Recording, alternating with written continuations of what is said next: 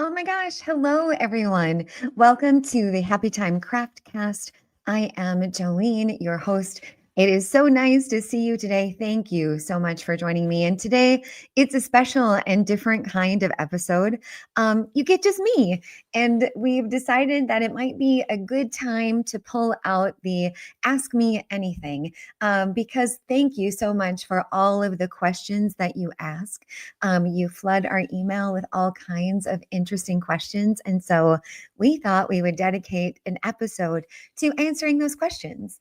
But before I get started on that, I do want to share with you a couple of new projects that I've been working on. And it's really interesting to me that they have become like kind of my favorites. And my favorites jump, right? Like I get into a crafty phase where I'm really into something, a project, a medium, or a technique.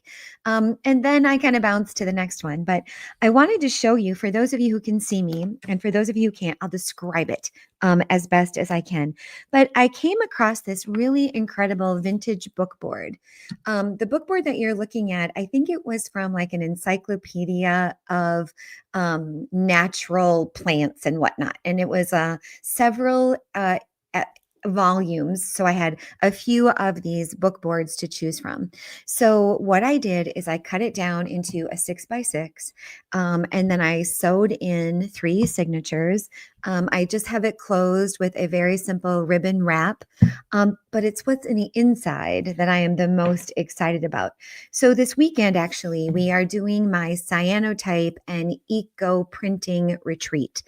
And this is an amazing technique that I learned from my friend Barb.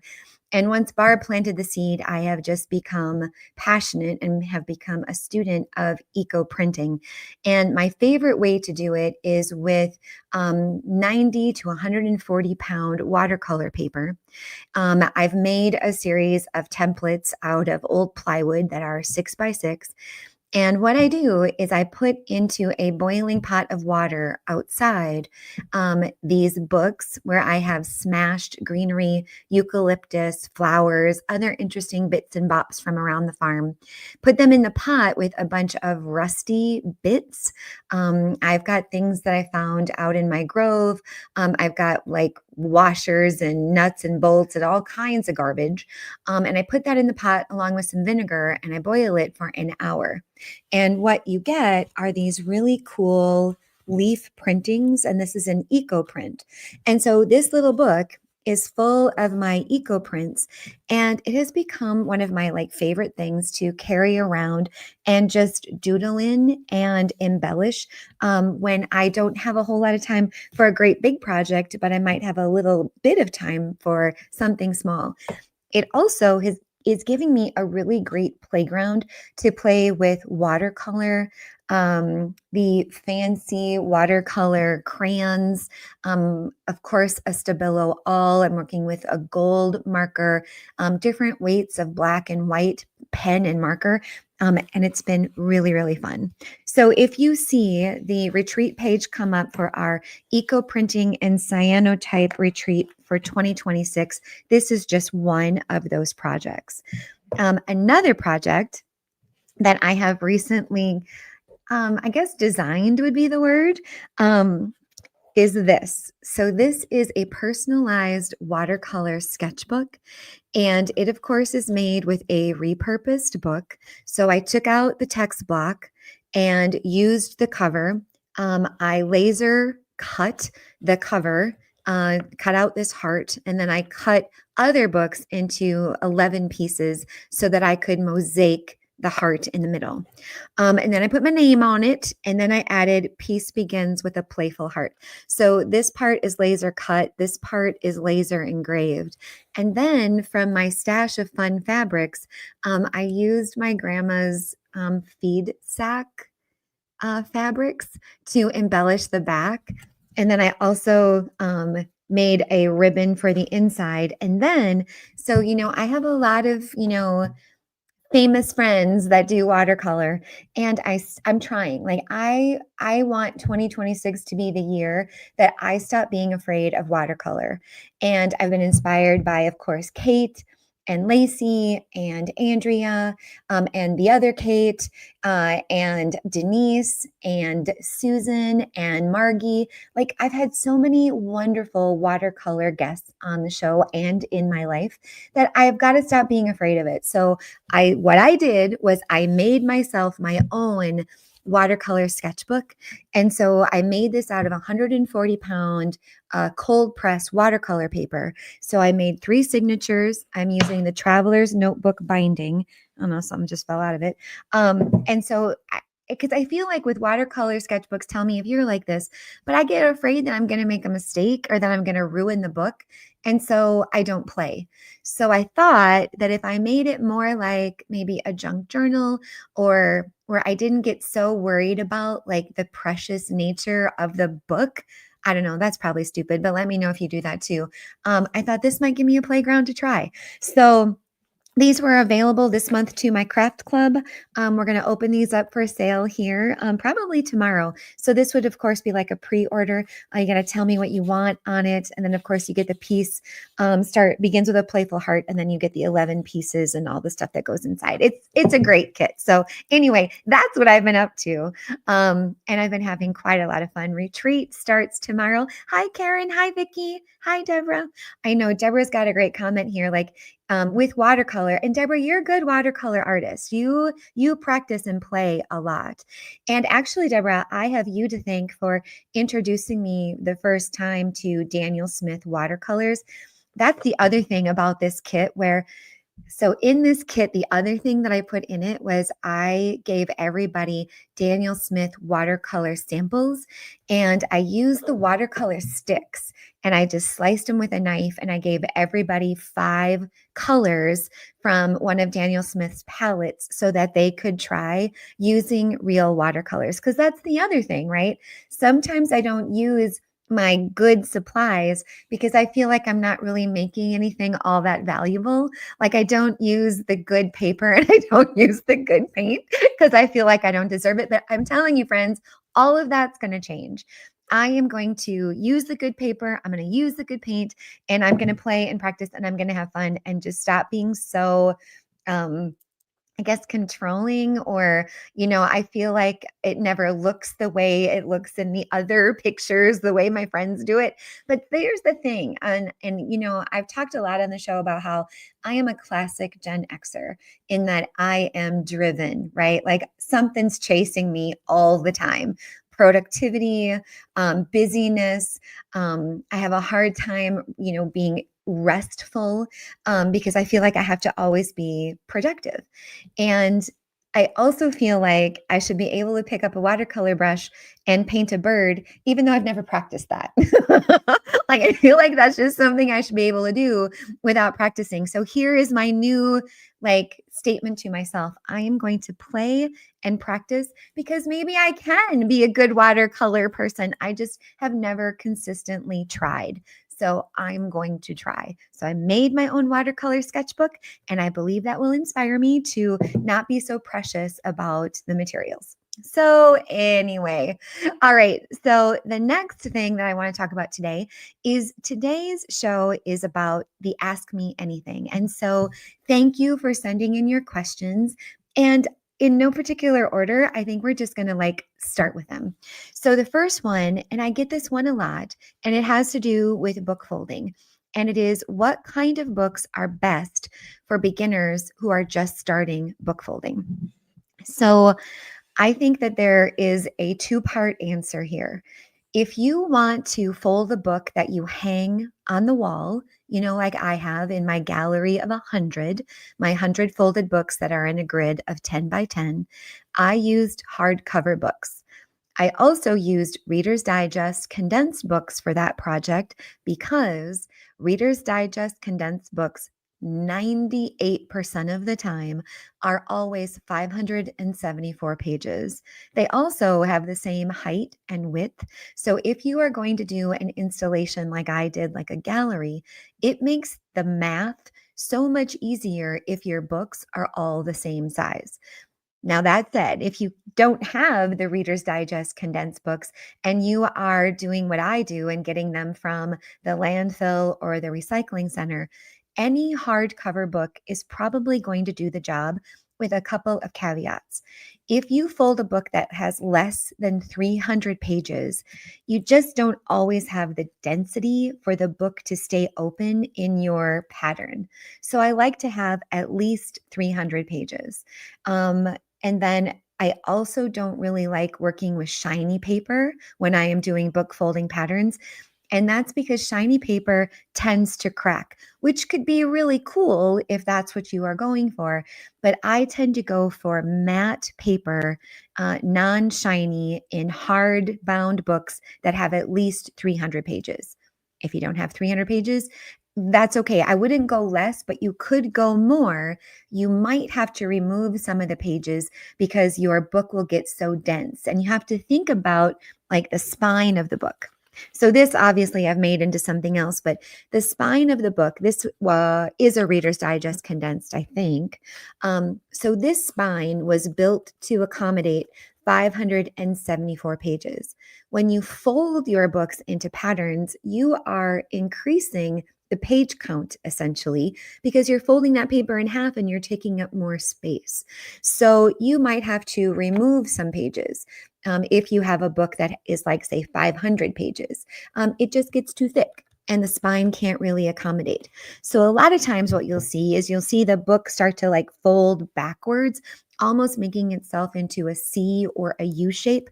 Don't be afraid of that because if you're going to hang your book on the wall, that of course is no big deal because the wall is going to hold it on the back side of it and it'll stay open. So now the other part of my answer about that is if you want to do books in the round.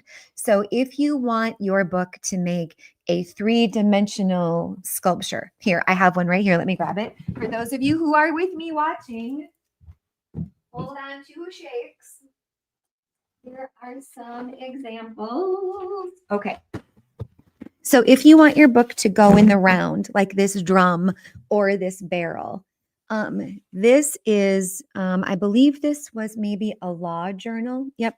This was a law journal and it had a really, really malleable spine. Look at that. Isn't that cool? So when you remove the book cover and you're left with just the text block, this one was probably 500 pages or so.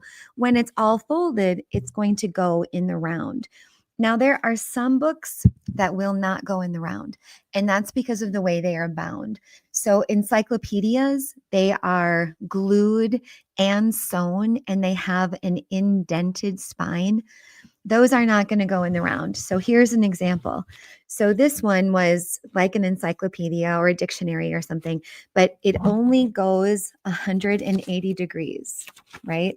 The spine just isn't willing to go all the way around. And so what I do with these is they just sit this way instead of looking like a barrel or a drum. Now, sometimes with really old paper, and this question came up somewhere where it said, like, somebody asked me, how do you fold old paper so that it doesn't break or crack? And I don't. Oh, here it is. Like, how do you prevent tearing pages when working with older books? I don't prevent it. I embrace it. I absolutely love it. I think that this kind of crusty, textury, deckled side of an older book, that's kind of my favorite bit. I love that. And I would never try to prevent that.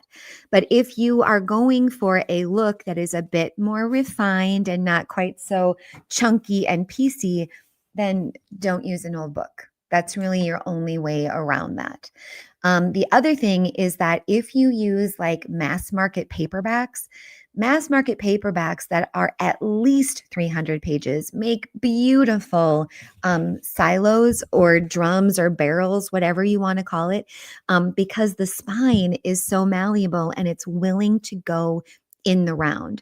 So if you are familiar with my Harry Potter ceiling, I was inspired by the candles in the Harry Potter dining hall. And so I wanted to have floating candles in the gift shop here at Big Raven Farm. But obviously I can't do candles, so I did books. I think I ended up with about 90 mass market paperbacks. All of them had over 300 pages. I did the silo fold, which is just taking each piece of paper, folding it in half to the gutter, which is the interior spine, and then making a crease with my bone folder. They went all the way in the round, and then I was able to hang them from the ceiling using fishing line. So they look like they're floating, and it worked out beautifully. Now, mass market paperbacks, in my experience, I find them at the recycling center and the dump all the time.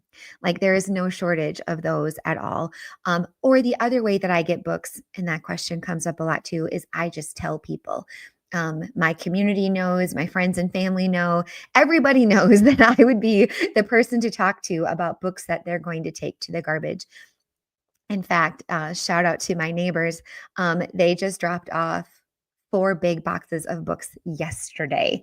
And lucky Jolene, they were indeed Reader's Digest condensed. So it's a very lucky day for me. And I appreciate them so much. So I think to say thank you, I'm either going to make them, I think I'm going to make them a lazy Susan. That's my, like, the project that I'm like kind of excited about right now to give as a gift. So anyway, okay, that was a great question, friends. I really appreciate that. Let me just check on, I'm just checking on the comments, and we are talking about, you wonder if ever too heavy to hang. Vicki, this is a great question. Are any of the books ever too heavy to hang with fishing line? Well, when you get like 90-pound test, right? What I always do, even with my lighter books, is I double, triple, quadruple the fishing line. And it's not really the line that would give out on you. It might be the hole or the way that you suspend it from the ceiling. So in my case, I was really lucky that my ceiling in the gift shop is kind of like a wood plank. And so I was able to use thumbtacks. It just went right in there, and I've never had a problem with it staying. If you don't have that kind of ceiling, it's going to have to be a different kind of solution. But you could do a nail or a screw, something that has a little bit of a ledge, and you could tie the twine around that.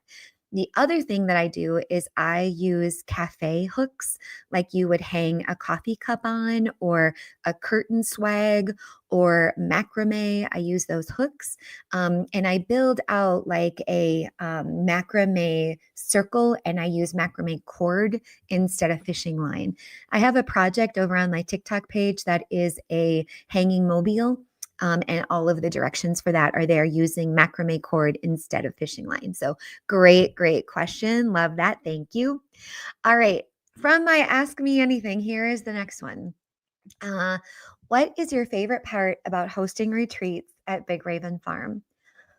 Well, I so first of all, you don't buy a property like this one, or at least Darren and I didn't, without planning on sharing it. Our intention of, building this business and having this kind of property was that we would share it. And so a lot of times I sit in my retreats, like today or tomorrow, 16 people from all over the country are flying in and driving in to join us at Big Raven Farm. So it's very humbling, first of all, that people are willing to do that, that they are willing to spend a precious weekend with us. So that feels good. Another favorite part is, I think, when people walk in the front door, they are a little bit surprised. They talk a lot about how the pictures don't do it justice.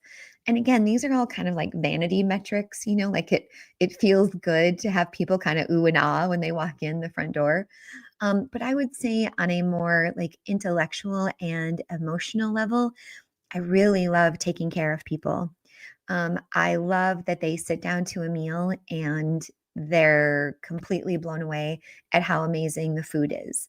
I love that they feel nourished and taken care of. I love that they sleep well.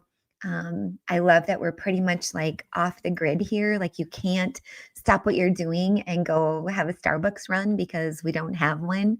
And so I love that. I also love when people get to enjoy the property and the space, our dog, our chickens, just the whole thing. feels like an absolute blessing to be able to share it with others. And so that's what I love. And a lot of times too, when people are sitting, and if those of you listening, I'm sure you've heard me say this if you've been here, I just look out at the people in my home and I can't believe it's my job. Like it's really exciting to do something that I love so much. It's just an absolute pleasure. So that is a really great question. So thank you so much for that. All right, here's another one. How do retreats inspire you in like my own creative work? Well, I would say that especially for the retreats that we host that are called Pick Your Projects, I think I have about 30 projects. And if a person chooses to come to a Pick Your Projects retreat, before they arrive, they tell me which of my projects they are going to make when they get here. And then I prepare their supplies and I make sure they have everything they need except for like frames, because frames are personal, to do what they need to do. And one of the things that I've been doing is I've been challenging myself lately to add to that list and to also think about projects that travel well on airplanes.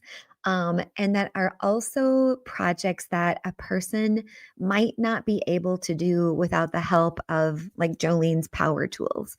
Um, I like being able to provide direction and design to projects that you can't just necessarily do without a little bit of support in that area. So, like bookboard pennants or the mantle clock, things that take just a little bit of extra nuance. So, I love that. I love being able to figure that out. I also really enjoy being able to figure out projects for different skill levels. Um, I love it when people pick the hard ones. I really do. That's really, really exciting. When a person says, okay, I want to make, the 6 foot by 2 foot herringbone. Like I'm all about it. I can't wait to help them figure out how they're going to do that. Like that's a really fun project. Not a lot of people pick it, but when they do, I'm really excited. So thinking in ways of, travel and skill, and then also thinking about things that maybe we've not seen before, coming up with new concepts and new designs. That feels wonderfully creative, and I love that. So it's been a while though since I have completed one of my own larger projects or larger installations. And I'm okay with that. I have them running in the background. Right now, I've been working on a 5 foot by 3.5 foot circles upon circles. So that's my project where I've taken reclaimed bookboard, naturally, cut them into various circle sizes, and I've also built out risers. So when you look at this piece, the circles are 3-dimensional and there's lots and lots of layers of these circles. And it's going to take me a long time, like a long, long time. I think I did it on a TikTok live not too long ago, but I haven't made a whole lot of progress on that because of just the nature of my business and the things going on here. But it's okay. I still get my creative itch scratched when I'm preparing for retreats and welcoming people to the farm. So again, that's an awesome question. I love that. I love that. I love that. You can also drop questions in the comments. I don't have to go with the ones that were sent in before we started, but let's see what else we have. Oh, this is interesting. What is your go-to tip for staying motivated on a big project? Well, first of all, going back to that Gen Xer thing, I'm pretty driven by productivity. And I also, sometimes people say, or they ask me, do you have more than one project going at a time? Yeah, absolutely. I have 100 going at a time, more than I can count. And so I like the creative freedom of being able to dabble and jump, right? Like I'm going to work on this for a while. I'm going to work on that for a while. Like I think that for me is how I'm able to get so many things done, because I like working in the pieces. I also am probably one of your few friends that doesn't mind fiddly. Like, I don't mind fiddly. I do not mind making, 2,000 paper coils. I do not mind cutting out 1,000 circles. Like, I don't mind. I, in fact, kind of like that part of the process. Like prepping the material that's going to go in a final project. Love that. So I would say, to answer the question, how do I stay motivated? I like dividing my projects up into manageable chunks, so that I don't get too bored, honestly, with any one particular piece of it. My other trick is to have lots of things going at one time, so that when I get like flustered or no longer interested, I can just jump to the next thing and circle back. A great example would be my circle upon circle project. Um, she is a big girl, big, and it's just taking me a long time to get it done. And so I do a few pieces and then I go do something else. And that is going to be another variable of why this project takes so long, because I'm not just sitting down and doing it from beginning to end. So I don't know if that's a very good answer, but that's what I end up doing. 100 things at one time. All right, here's a good one too. They're all good. Any shortcuts or hacks I've discovered that take time or effort? Well, so I would say that in book building, I like to make all of my books from recycled book pieces. So when I am working on a book building project, like this one, for example, so in this particular book that I'm holding up, it is 6 by 6, and my spine is 1.5. So I usually create a template before I get started, so that when I'm cutting, I'm not cutting in such a way that I can't use my scraps.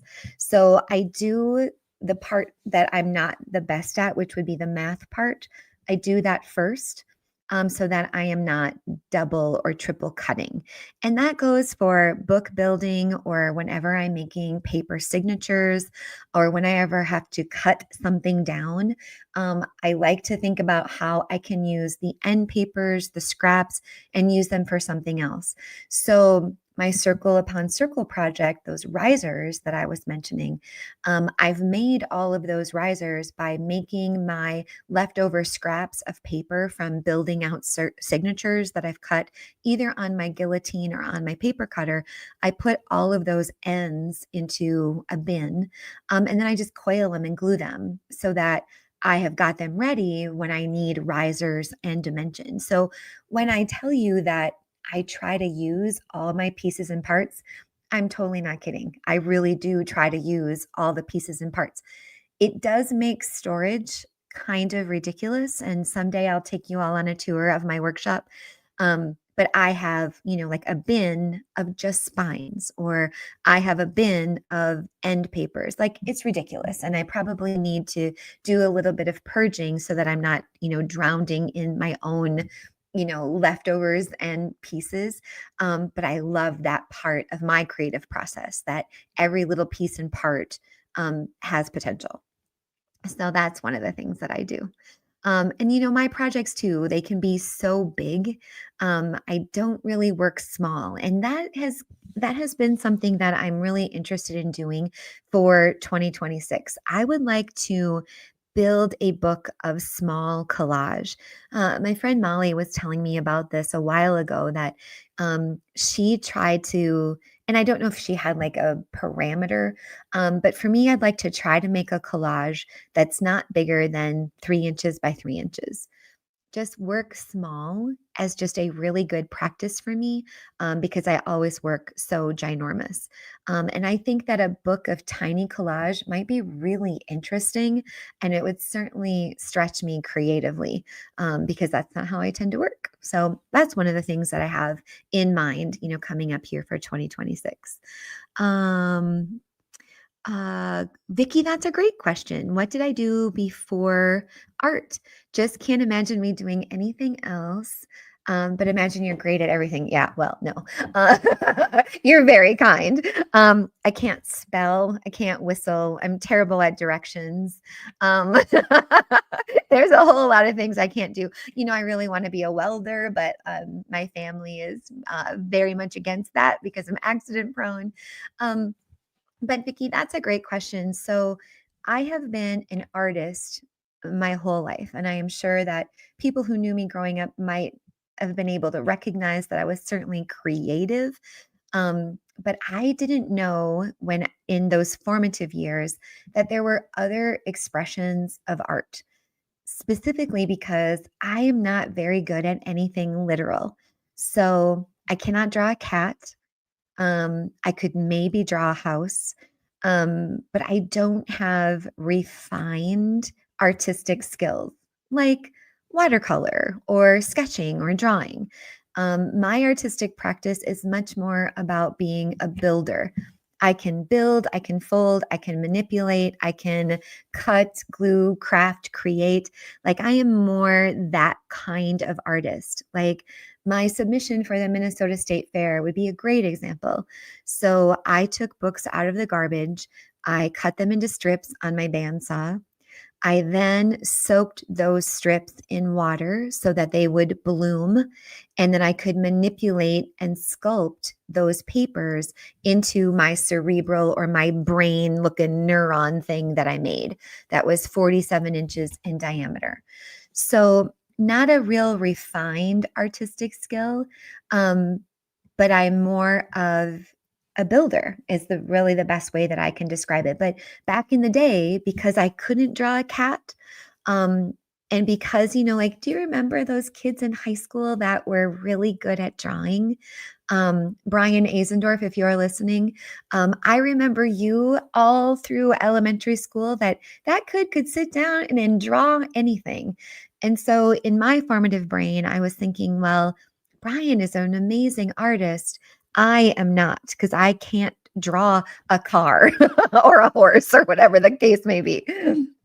And so I didn't lean into art as a formal kind of study because I didn't know that I was good at it. But now, on the other hand, my mom and dad owned a cabin in middle northern Minnesota in Painesville on Lake Coronis, if any of you are familiar. And my dad was building a top seat because we had an outhouse. And so he was building the top. I mean, so you wouldn't fall in like you, super gross. And he cut out like the part, where you sit down. And so it was an oval with kind of an elongated, what I saw was a face and a chin. So I must have been, I don't know, maybe 8 years old, maybe 9. And I took that cut out from the outhouse topper from the seat and I drilled around the sides to make hair. I drilled around the front to make a beard. And then I painted my dad, who had brown hair or black hair and a black beard and glasses. I painted all of that on this cutout. So I would say that my artistic eye has always been taking garbage and making it into something else. And so that has been my story the whole way through. Creatively, I did a lot of musical theater. I had a musical theater scholarship to go to college. And I was really into that my freshman year. And then I don't know, maybe you've heard this story. It's kind of worth repeating. It's a good one. So my dad sat me down. I can't remember. It must have been my freshman year of college. And I do not think that my dad meant to give me a bum steer. I think he was just talking to me about practicalities and being reasonable. And so I had this musical theater scholarship, right? And I thought I was going to Broadway. Like that was my like what I really wanted to do. And so my dad sat me down and he said, you are entering into a very difficult industry full of rejection. And as you may or may not know, I'm very sensitive, right? Very super sensitive. Anything makes me cry. I wear my heart on my sleeve. I'm one of those. And so he said, it's going to be full of rejection and it's going to be really, really hard. I just want to make sure that you feel like you've got the backbone for that kind of rejection and that kind of life. Oh, and if you don't get picked, if you don't get selected, what will you do instead? Right? So he's talking to me about like options and like thinking through what your future will hold. And I am 1000% sure that his intentions were good. But in my 18-year-old, full of self doubt brain, what I heard was, Joleen, you're not good at that. Like, you cannot make a career out of music or theater. Did I ask a clarifying question if that's what he thought? No, no, I did not. But I just didn't have the confidence to see it through. So I immediately changed my major and I went into communication and business, which, has served me well. And then later on, I went on and I got my master's degree in counseling and personnel. So my trajectory was very, very different. But in the back of that is always like what I call the calling. Like some of us are called to do things. So my artistic passion and interest has always been in the back, just gnawing at me. And if I don't make something every day, and I feel like I've been like this for most of my life, a doodle, a drawing, a folding, and anything, I feel like my day isn't quite complete. But the funny part of that story about my dad is I am not even kidding you. We were at my graduation party, grad school graduation party. It was somewhere outside of Mankato. If anybody remembers, remind me. We were outside of Mankato. It had like a dock and a lake. And there I was there with all of my grad school classmates and families and friends. And it was this big outside party. And my dad came up to me and he said, graduation party, mind you. And he said, I'm really surprised you did this. I always thought you were headed to Broadway. And I was just like brain scrambled, just like, whoa, like, what? What? Did you not tell me to have a backup plan? Dude, what? It's super funny now. And it was probably funny then too. But you know what? It certainly all worked out. But that's kind of where it came from. Like I did the safe thing and had a really interesting and wonderful career in higher ed. And then after higher ed, I was in the corporate world. And then after the corporate world, I became an entrepreneur and started my own business.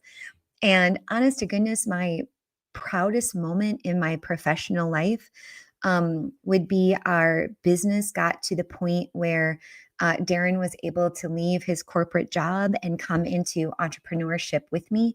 And that was probably, other than the birth of, our children, one of the happiest days of my life. So that was a great question, Vicki. Thank you so, so much. I really appreciate it. Yeah, I know I can't draw a cat, but you know what I'll tell you, friends? If ever we get a chance to sit down and play Pictionary, you want me as your partner because I am an incredible guesser and I tell everybody this. Like one time, my friend Janine, we were playing Pictionary and she drew like a mountain and I guessed Matterhorn and it was. Like, I am such a good guesser. Terrible, terrible drawer, but I am a hell of a guesser. So you definitely want me on your team. like that's one of my hidden skills. Great guesser at those kinds of games. All right, here is another great question. Let's see. Oh, what kind of books are good for beginners? I think we might have talked about that. How do you pick the right pattern for your skill level? Well, I would say that when you are folding a book, I think it's a good idea to start with the basics. Just see if you even like the process of folding paper. You're talking to a friend here who has folded thousands of pieces of paper, and obviously I like it very much. But you might not enjoy it, right? So I would say get a garbage book and start with a silo fold. Just every piece of paper in half to the gutter, use your bone folder, make a crease, and just see. Just see if you like it. Now, I prefer the silo in the 360 version. I like them when they look like a drum or a barrel. And as for those of you who are watching me, as I move my silo around, do you see how that line changes? What you're seeing is the way the light is passing through. And when you have a whole collection or an installation of silos, barrels, drums, whatever you want to call it, the top of it looks really interesting because the light passes at a different spot and you get really interesting texture and dimension. So I would start with the silo, just see if you like it. And then after the silo, then let's make some airplanes or let's make some high sailboats. And if you feel like you love it, then maybe it's time to, you can make up your own patterns, which I do all the time. You can buy patterns on Etsy. If you want to get into a whole nother like area of book folding, you might be interested in MMF, measure, mark, and fold. That is not my interest at all. Like, that is not a thing that I want to do. In measure, mark, and fold, you are literally measuring every single page, making a line or a dash or a grid line, and you are then folding to that measurement. So measure, mark, and fold, quite literally every single page. I know for me as an artist, that is not what calls me. That feels just a little bit too, it's a little bit rigid for the way I like to work. I would rather just make it up, 10 of these, 5 of these, 4 of, let's just see what we get. But there are so many interesting patterns that you can find, freebies. If you go to my TikTok page, I have a whole bunch of them. I don't think I've indexed all of my patterns, which I probably should. And the thing about patterns too is that I don't think there's any way for them to necessarily be proprietary, because as we look at them, like me, for example, I can look at something now and I pretty much know how to fold it. The exception would be measure, mark, and fold, where I don't really have a whole lot of interest there. But there are some amazing patterns that you can find on Etsy, or just go to my page and you can see a whole bunch of them for free. So Lisa Lake has a question. Besides drawing, what skill do you wish I had naturally? Oh, golly. I'm probably going to go back to this watercolor thing, but maybe I have it, but I just haven't practiced.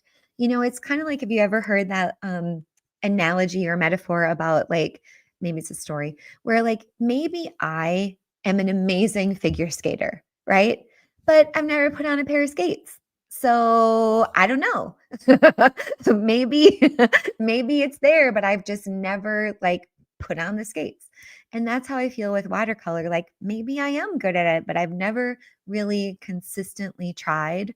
Like, I've maybe tried like for, I don't know, an hour here or there, but I've never like really sat down and thought about it and practiced and like not been just a messy mark maker. So I think I'm going to go with watercolor because it sure looks amazing, with all of my friends and artists who I admire.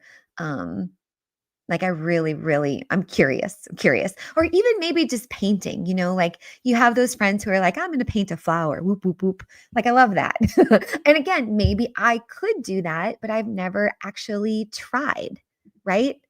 Yet. Growth mindset. That's right, Deborah. Like, I just haven't tried it yet.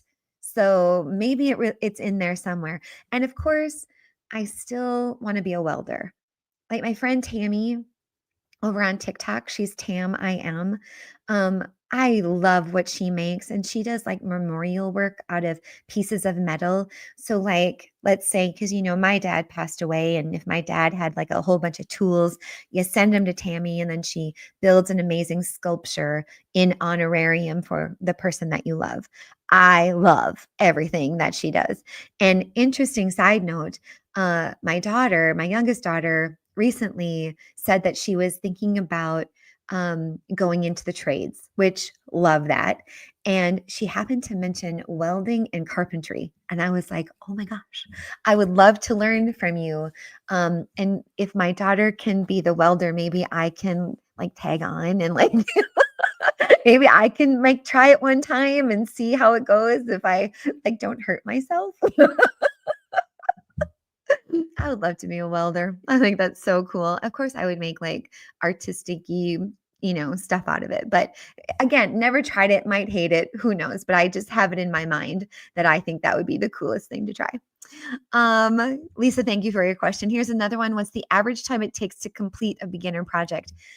If we're talking about book folding, I folded a lot of paper, so I'm probably not the best person to measure time against. But a 300-page book, if I'm folding it into a silo, that usually takes me about 20 minutes, I would say. But I have a lot of experience and I go really fast. So I think that if time is your measurement, book folding might not be your thing, right? Because book folding has so many variables in that it depends upon the kind of paper, it depends upon the number of pieces of paper, it depends upon the complexity of your pattern, it depends upon how many, like what kind of paper you are dealing with. So if time is your measurement where you feel like this takes too long, book folding might not be your thing. Whereas if you go into it with more of a, I don't know how long this is going to take, I am just curious about whether I might even like this, then I would say try some book folding. There have been folks that I have introduced book folding to, and they have loved it, like loved, loved, loved it. And then others who can't stand it and it just feels too confining. I've also had folks here at the farm who get really, really upset if their folds are not precise. And I honor that. I get that. I am not that kind of artist, though. I don't give two squeaks about that because my installations are, 300. I have 300 of these sitting on a shelf, 300 silos, 150 on each side. And from a distance and in the visual representation of that project, you can't tell when there's a goof here or there. Or my wall of 100, they are hanging on a wall with 13-foot ceilings. You can't really tell that they're not 1000% perfect. And so that's just not a measurement for me. That's not a thing that I care about. Now, when I am doing my Venus flytrap pattern, if you are familiar with that one, that is one where I have to cut the paper in half while it's still bound.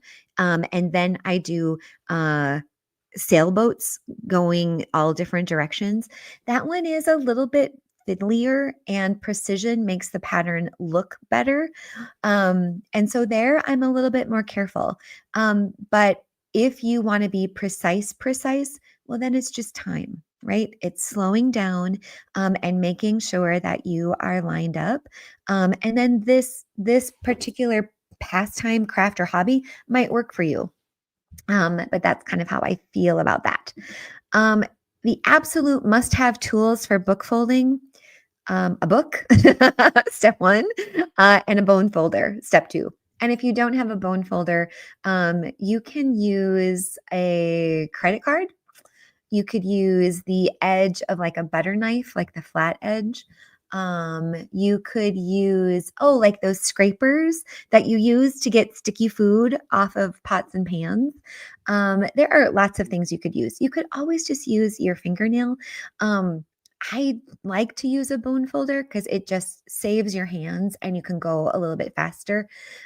People ask me all the time how many paper cuts I get. And after thousands of pages, I can't remember for sure, but I think the number so far, like lifetime total, I think is maybe 5. And honestly, it's not the older paper that gets me, it's the new paper. Like new paper that doesn't have as much moisture in it. And it's not the fold, it's like the edge. I was folding a cookbook once, and it was like a newer cookbook that I got out of the garbage, and it was like really nice, high quality paper. I think that guy got me twice. And so I think we ended up naming that pattern DNA because there was just like blood in the book. So yeah. All right. Let's see. Going back to the comments, what other questions do you have? Oh, this is a good one. Um, do I have projects that I scrap before finishing? Yes. Yep, I do. I had one recently where I was looking at it. And it was actually almost done. It was like 98% done. And I was looking at it as it was hanging in my workshop, and I was like, you know what? I don't love looking at this. Um, Parts of it weren't lined up right.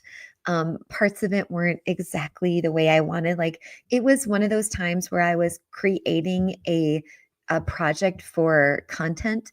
Like, I was filming for TikTok and doing like a piece of content out of it. And I just went too fast and I didn't like the end result. So I took it all apart with the promise to myself that I will circle back, and without like the speed of wanting to get something done, to make a piece of content, I'm going to slow down and do it right. But yeah, I do it in crochet too. Like, I've had crochet projects or knitting projects where you got to rip that whole thing out. But I have found recently, like, I have saved all of my crochet squares or projects where I'm just like, I don't know what to do with this. And I am definitely going to make like a crazy Afghan out of all of those wonky pieces, and none of it goes together, so that when I do put it all together, like, nothing matches. So it ends up all matching. Like, that's going to be amazing. So that one is definitely on my list of ways to, use my things. The key, right? Like, I do it in crochet, but the thing that I've learned, I've been crocheting for a long time, and when I teach people crochet, I just cannot believe how some people refuse to count. And I think that with crochet or knitting, like, if you don't count, I feel like you're going to be so unhappy because things won't line up. It won't do what you need it to do. And it's just going to end up being more frustrating than rewarding. I see it all the time. I teach people a crochet project here in the Pick Your Projects. And so many people, I'll come around to the table and I can tell that they didn't count, right? Because they're getting kind of wonky. And I'll say, "Did you count?" And they'll just look at me with like this guilty expression of no. And I'm like, "Well, my darling, how in the world would you expect this to end up being a square or a rectangle if you don't know how many stitches you have in it?" So it surprises me so much. And I think too, you've probably heard me say, like, stop being a baby and like count, or stop being a baby and measure. And those are things I don't really like doing either, but it definitely saves the work in the end, to do that just tiny little bit of prevention. So, okay, let me go back. Oh, you guys, it's been so fun. Like, you've sent in really great questions. Ooh, this is a good one.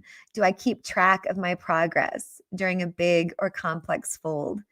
Um, so not so much with book folding projects, but definitely with my larger mosaic projects, I do.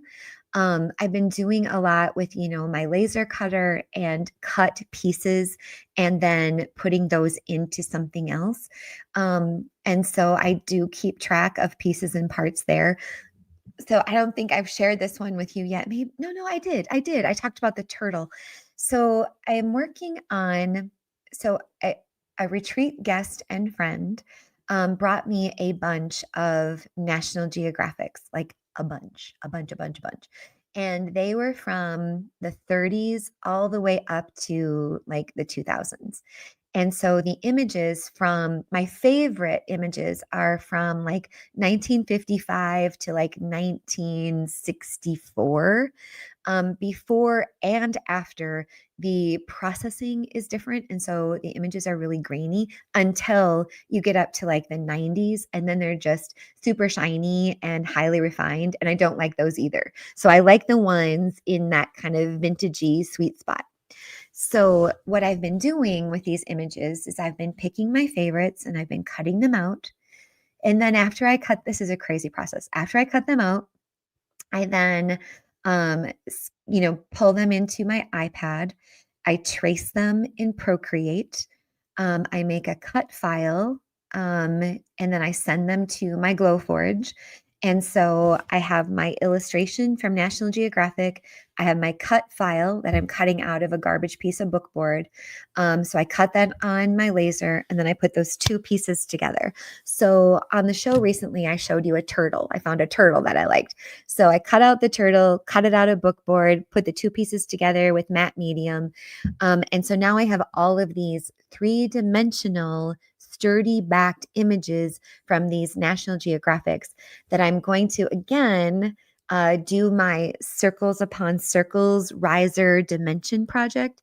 But instead of it being circles, he'll be a turtle and he'll be a guy in a car and he'll be a tree. And so I have this vision in my mind of it's probably like a diorama, I would imagine, but it's going to be three-dimensional art made with vintage National Geographic images that I've then reinforced by cutting those pieces on my Glowforge. So am I keeping track? Yes, because I have to cut them out, scan them in, trace them, cut them. So I got to try to make sure that I keep all those pieces and parts together.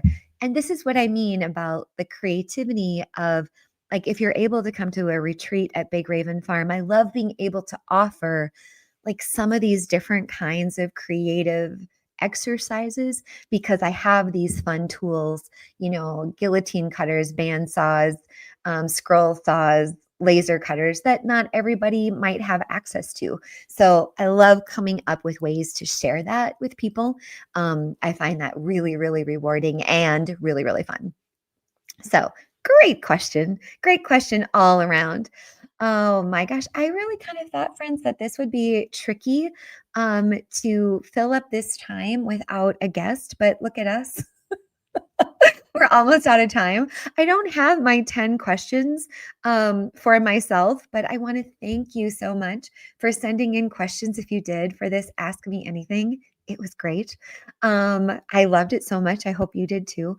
I do hope you will join me on my next episode.